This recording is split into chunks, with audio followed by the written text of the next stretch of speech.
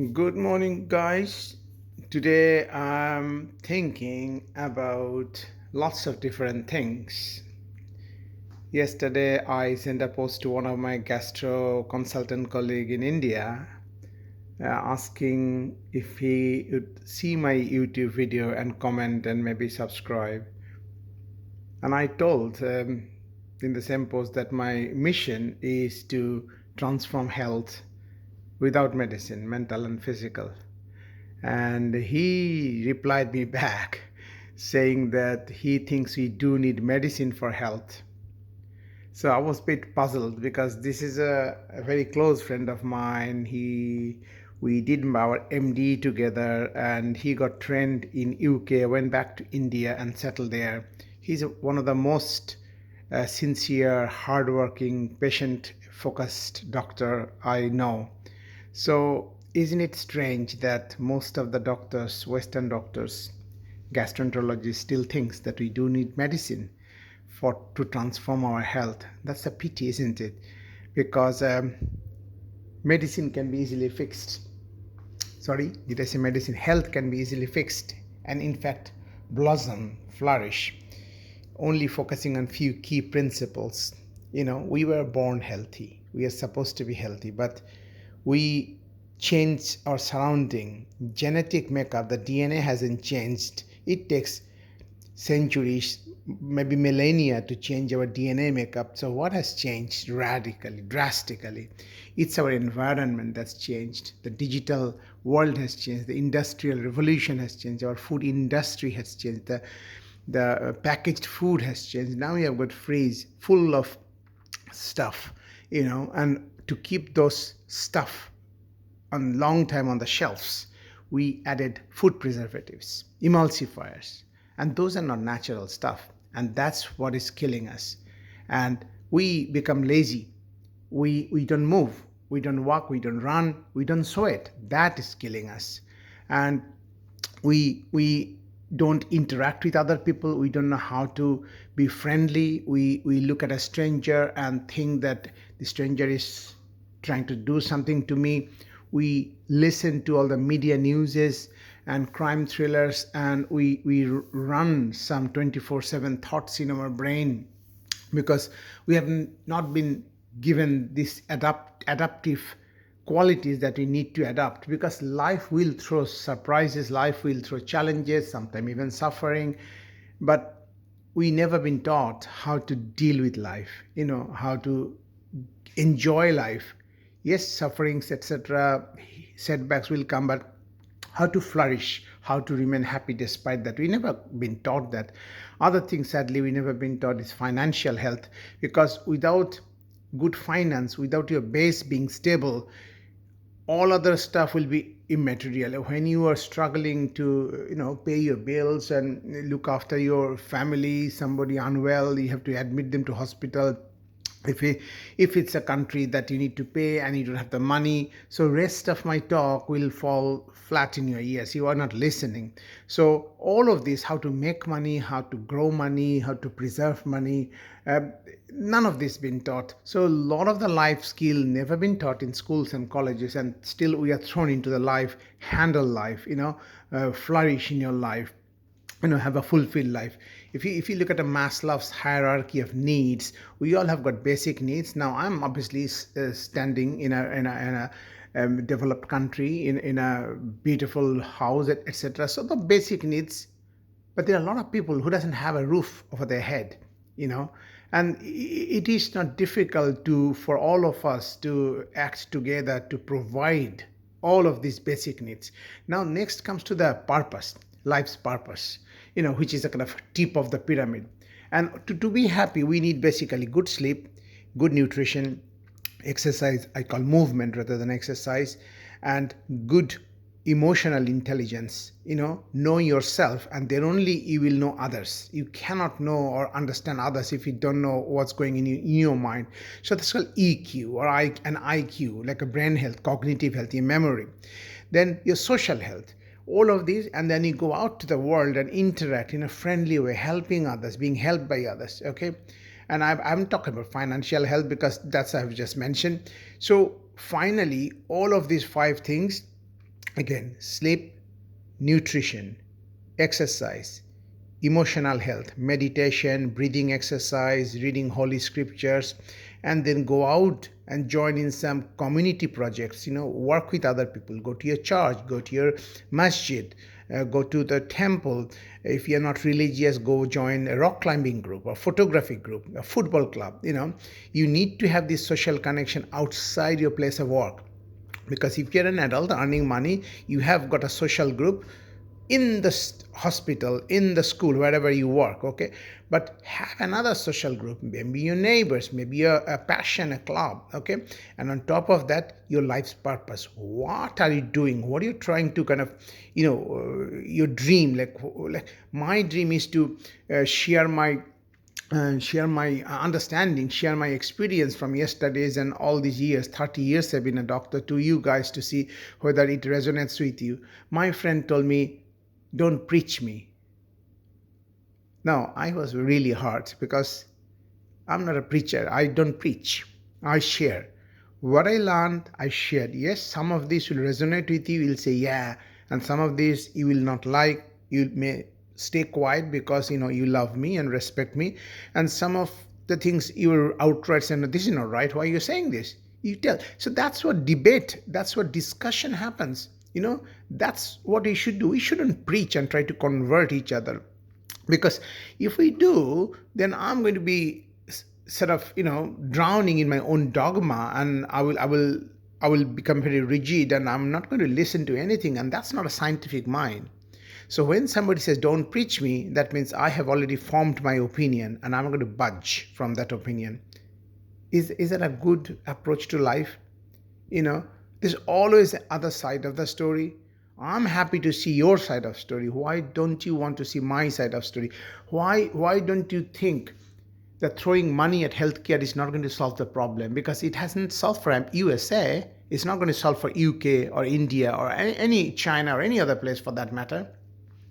So that these 5 things will solve the problem. Again, very important: sleep, nutrition, exercise, mental health, social health, and a life's purpose called ikigai, a Japanese concept, how to find your life's purpose. So my life's purpose is this: find out everything and anything about human health, physical health, mental health, and then share that knowledge, spread that knowledge, discuss that knowledge. Yeah, maybe I'm wrong, maybe that knowledge temporarily is wrong. Maybe we told you do not eat fat 30 years ago because you believed in that, but now the evidence is coming that fat is good. And for an example, this is my fatty coffee, so I'm putting a lump of butter in my coffee. So just think about it. In this morning time, I call this coffee with Dr. Ghosh. Coffee with Dr. Ghosh means I'll be having my coffee. There's nobody around, although it's 7 o'clock, but this is a holiday, so everybody's sleeping upstairs, including our dog. And I'm just kind of, spreading whatever I heard, I learned yesterday, the sadness, the happiness, the excitement that I had yesterday. I try not to cross this 15-minute mark because it's too much. But so many things happened yesterday that, and every day, day by day, that 15 minutes is not good enough time. Maybe I will do a 1-hour secret blog just for me and me, So coffee. I'm a coffee aficionado, as you know, and if you want the best coffee, this is the best coffee. On a daily basis, yes, the bestest coffee is probably an espresso machine, which not everybody can afford, and it's clunky, it's big, it's not portable. So this is kind of portable. It's freshly ground coffee, and you put water down there, and then it's called stovetop. It's an Italian standard traditional stovetop. Depending on the size of the burner, it takes roughly 2.5 to 3.5 minutes, and then the coffee will come over here. You will see coffee coming very soon. And coffee, always keep it in a airtight container and preserve carefully. Today, one of my job is to redo my spice drawer. Big containers are for high volume activity spices like turmeric, red chili, coriander, and smaller ones can be lime leaves, or it can be nutmeg, etc. Okay, so I'm going to redo the whole thing today, because tomorrow, oopsie, sorry, our queen's platinum jubilee. And today I'm also experimenting on this. It's garlic, it's jalapeno, it's olive paste, and it is mori. Mori means fenugreek. And this is a paste I created from tomatoes and some rasgulla juice and coriander. And I decided no more sugar in my cooking. It will always be some natural stuff, and I found all of this in the fridge lying dormant for attention from humans. Raspberry conserve. This is from IKEA. Lingonberry jam organic. Squeezy strawberry jam, and this is a pectin. So I'm going to use this up to make a cocktail. I have got a sweet craving after you give me good food. If I don't finish that with some kind of dessert, I feel a bit lonely.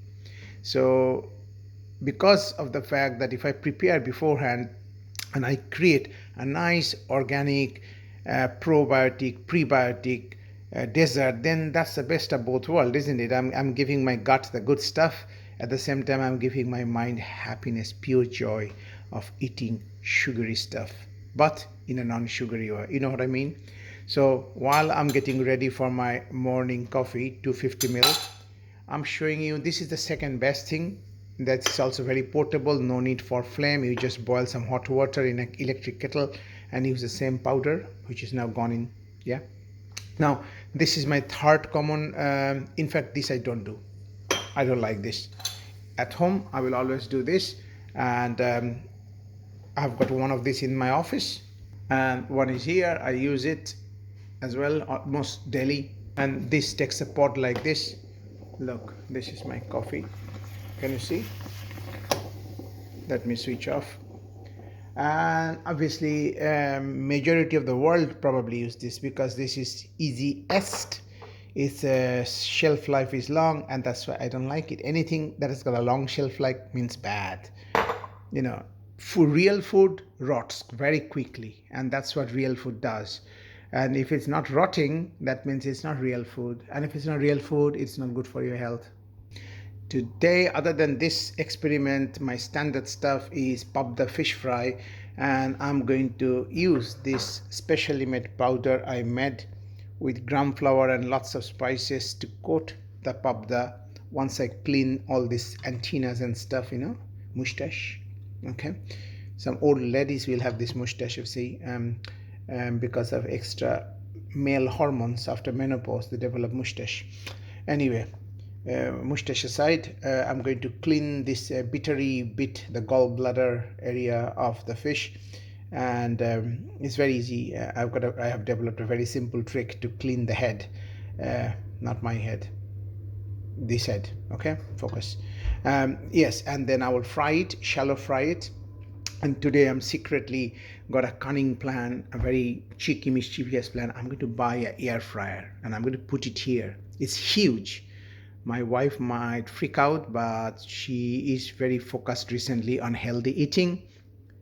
I posted a picture of me, her, and one of my friend, and apparently she should look slimmer in that picture, and she is not. So she's not very happy with me posting that picture. So I signed an agreement that from now onwards, any picture of her that I post on any group will have to be countersigned by her.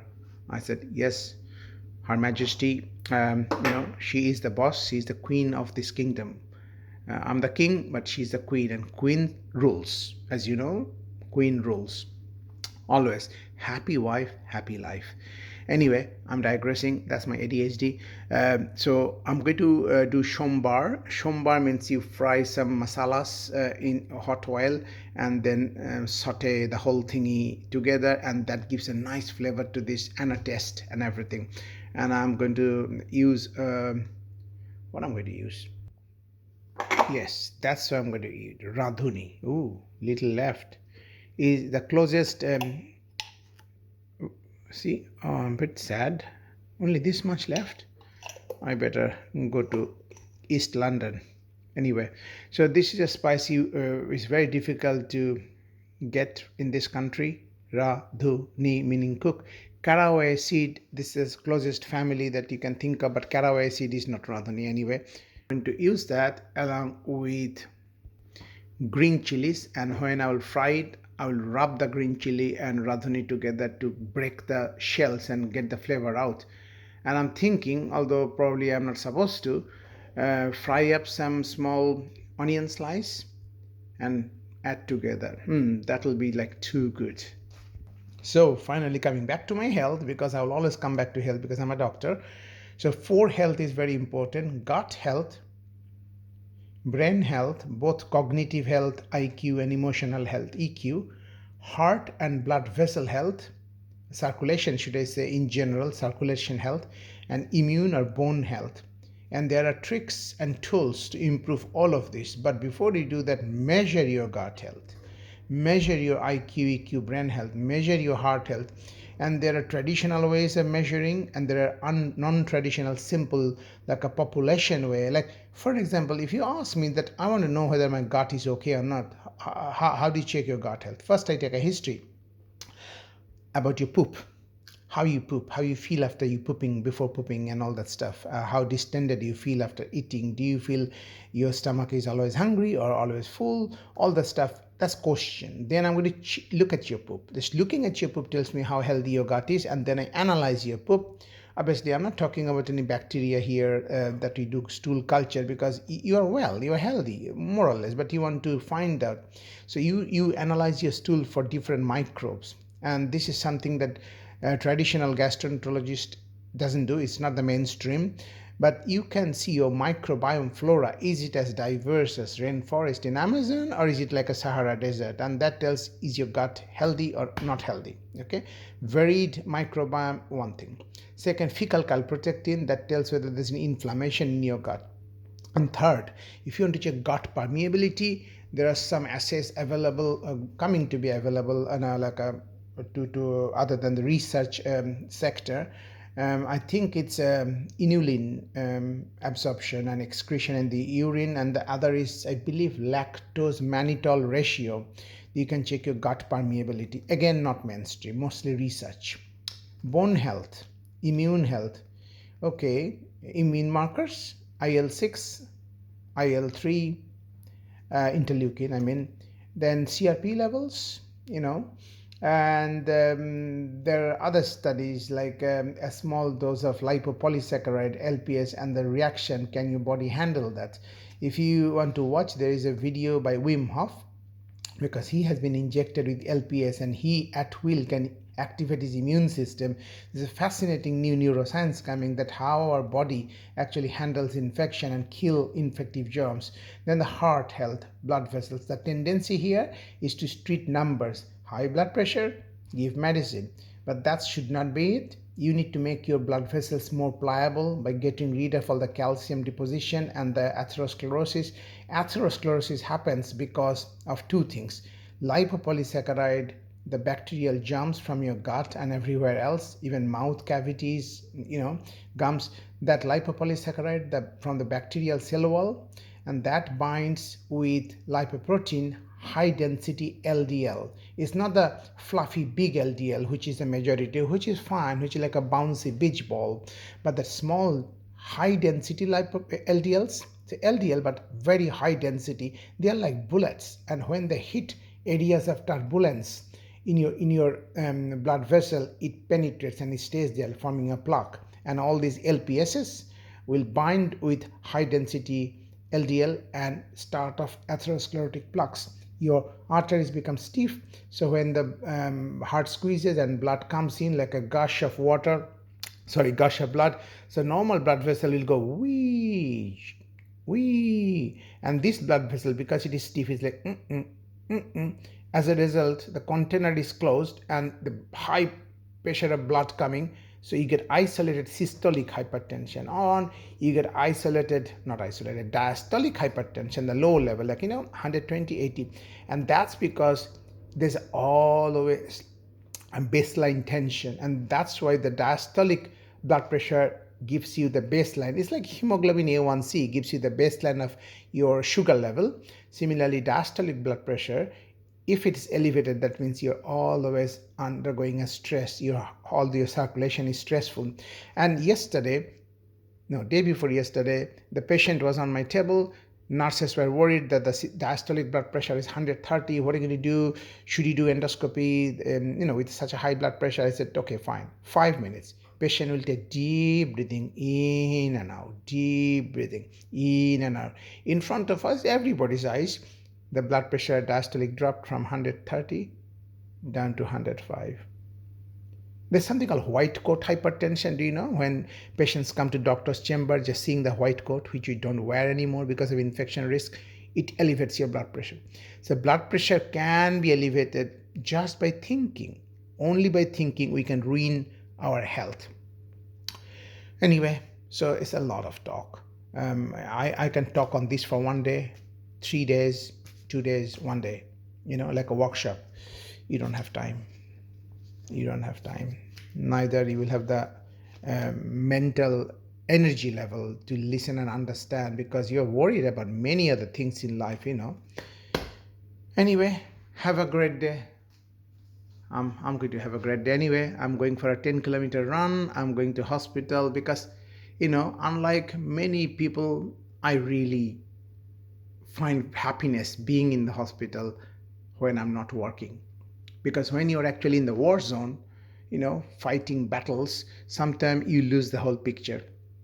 That's why the Senapatis, the field marshals, the commander-in-chief, they never go to battle. They look from the mountaintop. What's happening to my soldiers? Okay, let's put these soldiers to that side. Okay, let's attack from this side.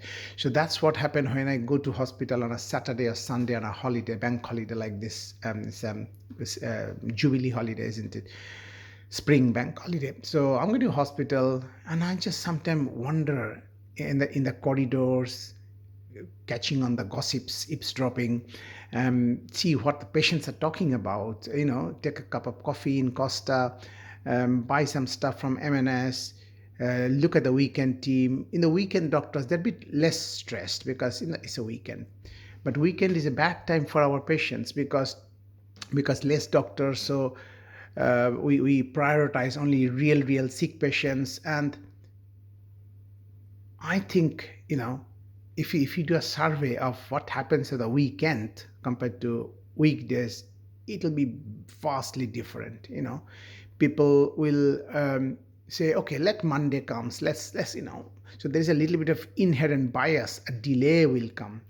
And also if you want a specialist opinion, the specialist might not be working on weekends. So all of this affects on the patient care, which it shouldn't. There should be 24/7, because health doesn't wait for Monday. If something is happening, you fix it now, right? We need more doctors, we need more CNSs, more physicians associated, more healthcare assistant, more porters, more diagnostic people. We need a lot of people, because still now NHS is a disease care, it's not a health care. Okay, and what I'm talking about here is the healthcare. Unfortunately, very few of my colleagues are interested in this, and that's why I'm talking to you guys. Maybe you will help me spread my message. Will you? Have a lovely day.